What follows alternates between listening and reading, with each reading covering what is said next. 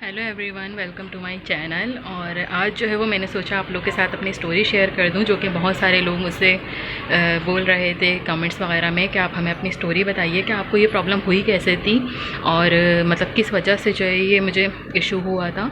तो मैं आपको अपनी पूरी स्टोरी बताऊंगी, मतलब कि शुरू से लेकर अब तक कि किस तरह से जो है ये प्रॉब्लम स्टार्ट हुई थी और किस तरह से ये सब कुछ हुआ था मसला। तो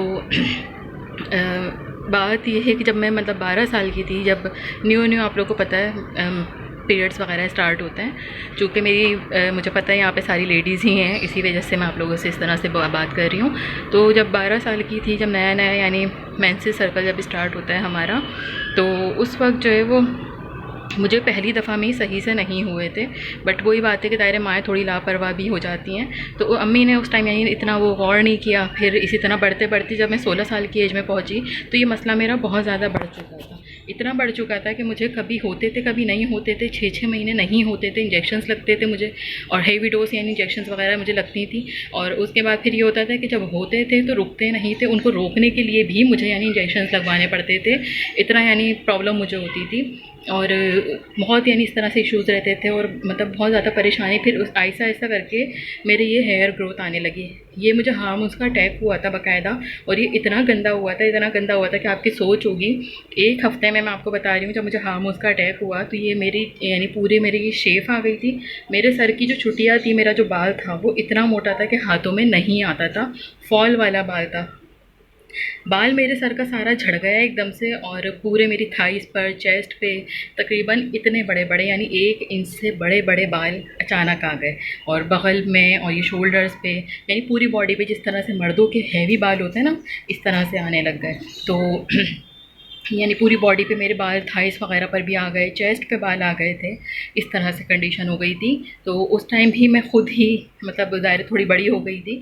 तो फिर मैं गई थी द ताज कॉम्प्लेक्स हॉस्पिटल, जो है ताज कॉम्प्लेक्स ही है, हाँ वहाँ गई। तो वहाँ पे डॉक्टर आसिफ आलम थी, जो कि लेडी डॉक्टर थी और अंग्रेज़ थी, मगर वो मुस्लिम हुई थी तो उन्होंने अपना नाम आसिफ आलम रख लिया। उनको किसी ने या तो बताया नहीं होगा जो भी। तो उन्होंने जो है ना वो मुझे चेक किया, तो उनके साथ एक गाइडेंस थी जो तर्जुमा वगैरह करके सब बता रही थी। तो उन्होंने जो है वो फिर मुझे सब यानी मेडिसिन वगैरह दी। उन्होंने कहा ये सही हो जाएगा। बट उन्होंने जो मेडिसिन दी मुझे 1 मंथ की दी थी, और उस 1 मंथ की मेडिसिन से मतलब ये हुआ था कि मेरी पूरी बॉडी का जो बाल आया था वो झड़ गया था, ठीक है, लेकिन जो मेरे सर का बाल गिरा था वो दोबारा नहीं आया। सेकेंडली जो मेरे चेहरे पर जो बाल आया था वो दोबारा नहीं गया आज तक। यानी ये 2 चीज़ें जिसने मेरी पूरी पर्सनैलिटी, मेरी पूरी लाइफ में कहूँगी ख़राब कर दी, मुझे बहुत तकलीफ़ में डाल दिया था। क्योंकि सर का बाल इतना मोटा होना कि आपकी चुटिया किसी के हाथ में ना आए, इतना बाल होना, और वो एक इस उंगली के जितना रह जाए, ये उंगली के जितना रह जाना बालों का, आप सोच सकते हैं कि किस हद तक तकलीफ दे होगा।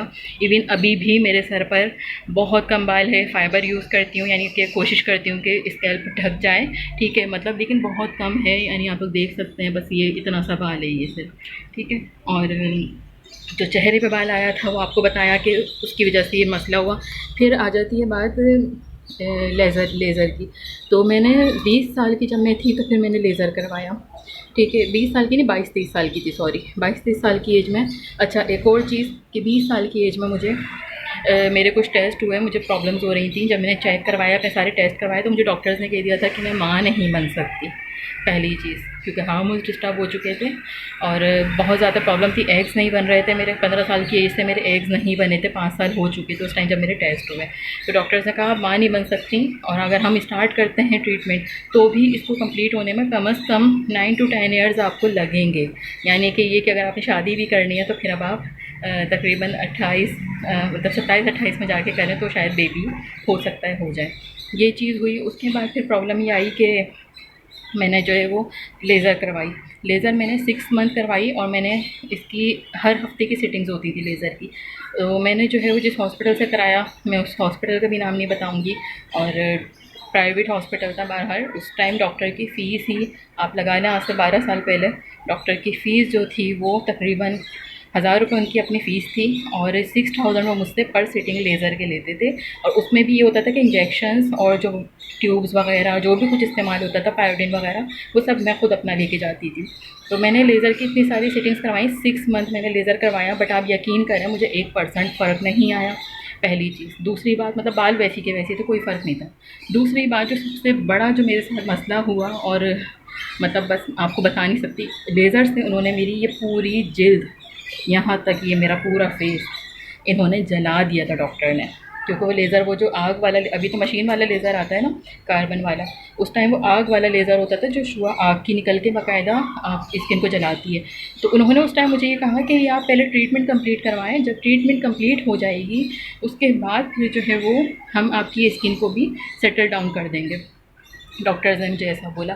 میں نے کہا ٹھیک ہے، ظاہر سی بات ہے، اتنے بڑے ڈاکٹر، اتنا نام تھا ان کا ماشاء اللہ، کراچی میں بہت بڑا نام ہے ان کا، اور سیکنڈ نمبر پر آتے ہیں وہ ڈاکٹر گوہر عالم کے بعد. تو اس کے بعد جو خیر میں نے کہا ٹھیک ہے کر دیں گے. جب 6 منتھ میرے بالوں کو کوئی فرق نہیں پڑا، اور جب میں نے دیکھا کہ مطلب کچھ بھی نہیں ہو رہا، اور وہ مطلب اسی طرح بس پیسے لیے جا رہے ہیں ہر ہفتے کے ماشاء اللہ ٹھیک ٹھاک اماؤنٹ لیتے تھے وہ. تو اس طرح سے کرتے کرتے یعنی جب میں تنگ آ گئی، پھر میں نے ان کو بولا کہ نہیں، اب آپ مجھے یہ بتائیں کہ کیسے صحیح ہوگی، چھوڑ دیں جو بھی کچھ ہو. میری یہ پوری اسکن برن ہو گئی تھی، پوری اسکن یہ باقاعدہ بلیک ہو گیا تھا میرا یہ حصہ. میری پوری اسکن آپ جب دیکھ رہے ہیں ابھی بھی خراب ہے کافی حد تک، یہ اس لیزر سے ہوئی تھی. تو اس طرح سے ہوتے ہوتے لیزر کی وجہ سے یہ پوری اسکن میری برن ہو گئی تھی. اس لیے میں آپ لوگوں سے کہتی ہوں کہ اسکن کے معاملے میں بہت سوچ سمجھ کے جائیں جہاں بھی جائیں. خیر جو بھی کچھ ہوا اس کے بعد جو ہے وہ پھر میں نے وہاں سے چھوڑا. اسکن خراب ہو چکی تھی، کچھ بھی نہیں ہو سکتا تھا. اس کے بعد بہت ٹریٹمنٹس کروائیں، سب کچھ کروایا، کوئی فرق نہیں آیا. اسکن خراب ہو گئی تھی، مطلب جل گئی تھی اسکن. ظاہر اس کو دوبارہ ریپلیس ہونے میں بھی آپ کو پتہ چلے، رینیو ہونے میں بھی ٹائم لگتا ہے.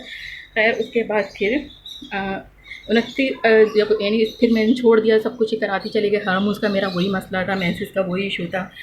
پھر یہ ہوا کہ میں نے 26 ایئرز میں شادی ہو گئی تھی.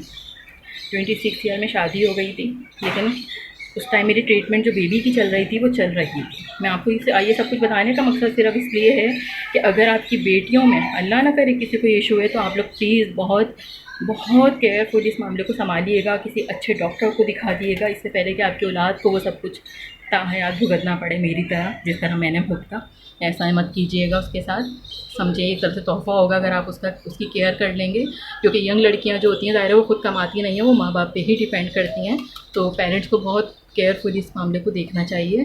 اور اس کے بعد پھر یہ ہوا کہ میری شادی ہوئی. شادی کے 1.5 سال کے بعد اللہ نے مجھے پریگننٹ کیا، ٹھیک ہے. اور اس ٹائم یہ تھا کہ میری شادی کو 9 سال ہو چکے، مطلب ٹریٹمنٹ کو 9 سال ہو چکے تھے. وہی ڈاکٹر نے جو کہا تھا کہ 9-10 سال، تو وہ ماشاء اللہ ہو گئے تھے. تو اذان ہو گئی، میں آپ لوگوں سے بعد میں بات کرتی ہوں.